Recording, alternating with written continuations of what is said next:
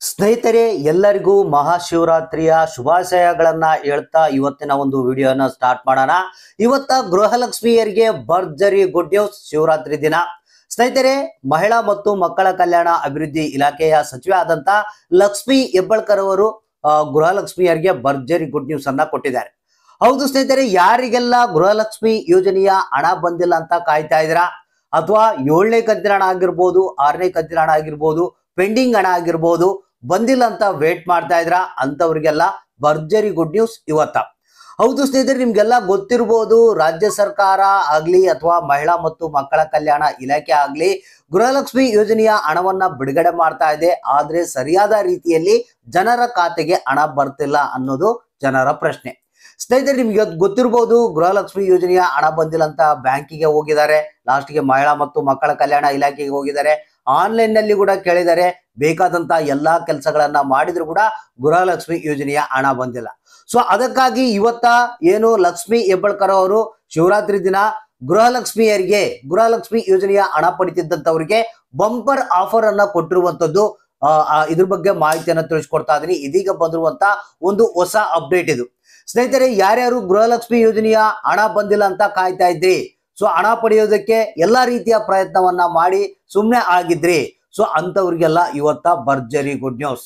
ಹಾಗಾದ್ರೆ ಬನ್ನಿ ಇದ್ರ ಬಗ್ಗೆ ಡೀಟೇಲ್ ಆದಂತ ಮಾಹಿತಿಯನ್ನ ತಿಳಿಸ್ಕೊಡ್ತಾ ಇದೀನಿ. ವಿಡಿಯೋ ನೋಡುವಂತವ್ರಿಗೆ ಒಂದೇ ಒಂದು ರಿಕ್ವೆಸ್ಟ್, ವಿಡಿಯೋನ ಪೂರ್ತಿಯಾಗಿ ನೋಡಿ.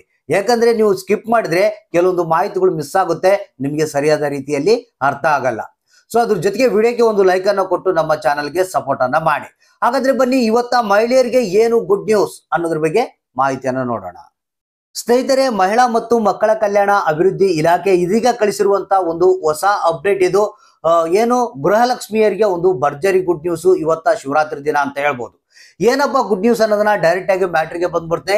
ಸ್ನೇಹಿತರೆ, ಇಲ್ಲಿ ಗೃಹಲಕ್ಷ್ಮಿ ಯೋಜನೆಯ ಹಣ ಪಡಿತಿರುವಂತಲ್ಲಿ ಪ್ರಾಬ್ಲಮ್ ಯಾರ್ಯಾರು ಅನುಭವಿಸ್ತಾ ಇದ್ರು ಅಂದ್ರೆ ರೇಷನ್ ಕಾರ್ಡ್ ತಿದ್ದುಪಡಿ ಮಾಡಿದಂತವ್ರು ಆಗಿರ್ಬೋದು, ಅಥವಾ ಬ್ಯಾಂಕ್ ಅಕೌಂಟ್ ಸಮಸ್ಯೆ ಇದ್ದಂತವ್ರಾಗಿರ್ಬೋದು, ಅಥವಾ ಇತರೆ ಬೇರೆ ಒಂದು ತಾಂತ್ರಿಕ ಕಾರಣಗಳಿಂದ ಆಗಿರ್ಬೋದು, ಈ ರೀತಿಯಾಗಿ ಬೇರೆ ಬೇರೆ ರೀತಿಯ ಸಮಸ್ಯೆಗಳನ್ನ ಯಾರ್ಯಾರು ಅನುಭವಿಸ್ತಾ ಇದ್ರು ಅಂತವರ ಪ್ರಾಬ್ಲಮ್ ಸಾಲ್ವ್ ಆಯ್ತು. ಹೌದು ಸ್ನೇಹಿತರೆ, ಖುದ್ದಾಗೆ ಲಕ್ಷ್ಮಿ ಹೆಬ್ಬಾಳ್ಕರ್ ಅವರು ಈ ಒಂದು ಮಾಹಿತಿಯನ್ನ ಕೊಟ್ಟಿರುವಂತದ್ದು. ಇವತ್ತ ಪ್ರತಿಯೊಬ್ಬರ ಖಾತೆಗೆ ಗೃಹಲಕ್ಷ್ಮಿ ಯೋಜನೆಯ ಹಣವನ್ನ ಜಮಾ ಮಾಡ್ತಾ ಇದ್ದಾರೆ. ಹೌದು ಸ್ನೇಹಿತರೆ, ಇದೀಗ ಬಂದಿರುವಂತ ಮಾಹಿತಿ ಪ್ರಕಾರ ರಾಜ್ಯದ ಪ್ರತಿಯೊಂದು ಜಿಲ್ಲೆಗಳಿಗೆ ಅಂತ ಮೆನ್ಷನ್ ಮಾಡಿದ್ದಾರೆ. ನೀವು ಯಾವುದೇ ಜಿಲ್ಲೆಗಳಲ್ಲಿರ್ರಿ, ನಿಮ್ಮ ಖಾತೆಗಳಿಗೆ ಇವತ್ತ ಗೃಹಲಕ್ಷ್ಮಿ ಯೋಜನೆಯ ಹಣ ಬಿಡುಗಡೆ ಆಗ್ತಾ ಇದೆ. ಹಾಗಾದ್ರೆ ಯಾವ ಕಂತುಗಳ ಹಣ ಬಿಡುಗಡೆ ಮಾಡ್ತಾ ಇದಾರೆ ಅಂದ್ರೆ 6 ಮತ್ತು 7ನೇ ಕಂತಿನ ಹಣವನ್ನ ಇವತ್ತ 2 ಕಂತುಗಳ ಹಣವನ್ನ ಬಿಡುಗಡೆ ಮಾಡ್ತಾ ಇದ್ದಾರಂತೆ. ಒಂದ್ ವೇಳೆ ನಿಮ್ಗೆ 6ನೇ ಕಂತಿನ ಹಣ ಬಂದಿಲ್ಲಪ್ಪ ಅಂತಂದ್ರೆ 6ನೇ ಕಂತಿನ ಹಣ ಬರುತ್ತೆ, 7ನೇ ಕಂತಿನ ಹಣ ಬಂದಿಲ್ಲದ್ರೆ 7ನೇ ಕಂತಿನ ಹಣ ಬರುತ್ತೆ.